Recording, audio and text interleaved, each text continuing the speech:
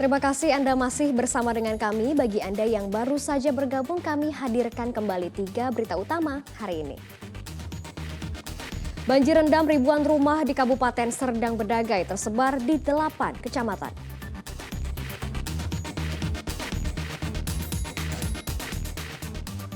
Seorang wanita tertangkap tangan warga karena berbelanja menggunakan uang palsu di Kabupaten Deli Serdang.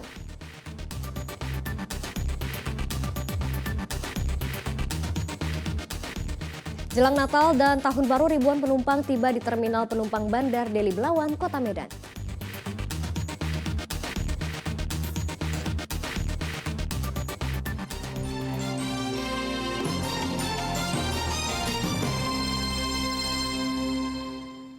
Usai tertangkap tangan oleh warga seorang wanita yang mengedarkan uang palsu, kasusnya kini diungkap Polresta Deli Serdang. Tersangka merupakan pedagang pakaian bekas dan mengaku mendapat uang palsu dari salah satu pembelinya. Warga menangkap seorang ibu dan anaknya karena kedapatan berbelanja menggunakan uang palsu di sebuah warung di Simpang Dalu 10, Kecamatan Batangkuis, Kabupaten Deli Serdang. Kejadian ini terjadi pada tanggal 3 Desember 2022 lalu. Tersangka yang berinisial RS merupakan warga di Kecamatan Batangkuis, Kabupaten Deli Serdang. Dari hasil pemeriksaan polisi, tersangka mendapatkan uang palsu dari salah seorang pembeli dagangannya. Karena merasa tertipu dan mengalami kerugian, tersangka pun membelanjakan uang tersebut. Polisi menyita barang bukti uang palsu pecahan Rp100.000 sebanyak 20 lembar. Berdasarkan pendalaman kami, pelaku berprofesi sebagai penjual pakaian bekas di salah satu pasar yang ada di Tanjung Merawa, di mana pada saat itu berdasarkan keterangan dari pelaku memperoleh uang tersebut dari salah satu pembeli yang membeli barang pakaian bekas tersebut. Nah, ini masih saat ini sedang kami dalami apakah memang benar memperoleh uang tersebut dari pembeli yang ada saat itu di pasar, ataukah memang ada hal lainnya yang mungkin ada mencetak sendiri ataupun hal lainnya. Ini sedang kami dalami. Akibat perbuatannya, tersangka dijerat dengan pasal 36 ayat 2 dan ayat 3 Undang-Undang RI nomor 7 tahun 2011 tentang mata uang dengan ancaman hukuman penjara selama 15 tahun. Muhammad Hamdani melaporkan dari Kabupaten Deli Serdang.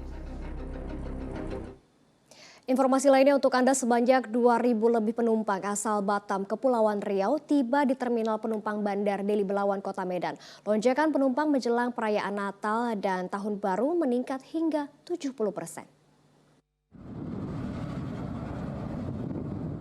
Menjelang perayaan Natal 2022 dan Tahun Baru 2023, kepadatan penumpang yang tiba di Kota Medan melalui jalur laut terlihat di Terminal Penumpang Bandar Deli Belawan pada Selasa pagi.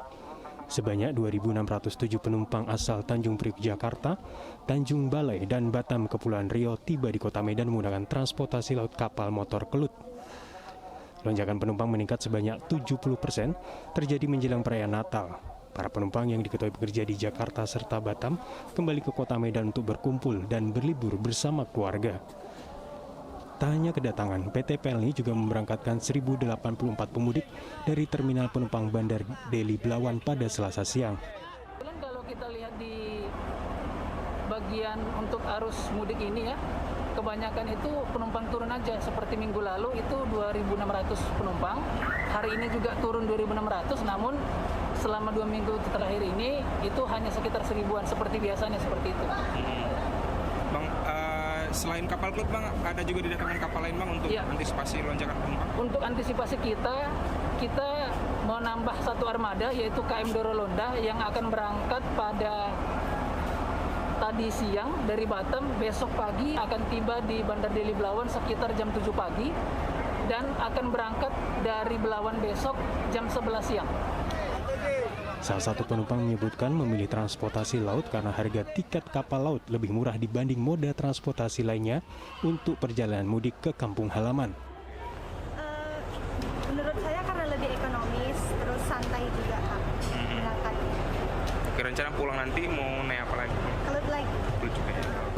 Rencananya PT Pelni juga akan mendatangkan kapal motor Doro Londa yang mengangkut penumpang dari Batam menuju Kota Medan dan keberangkatan penumpang dari terminal penumpang Bandar Deli Belawan menuju Batam.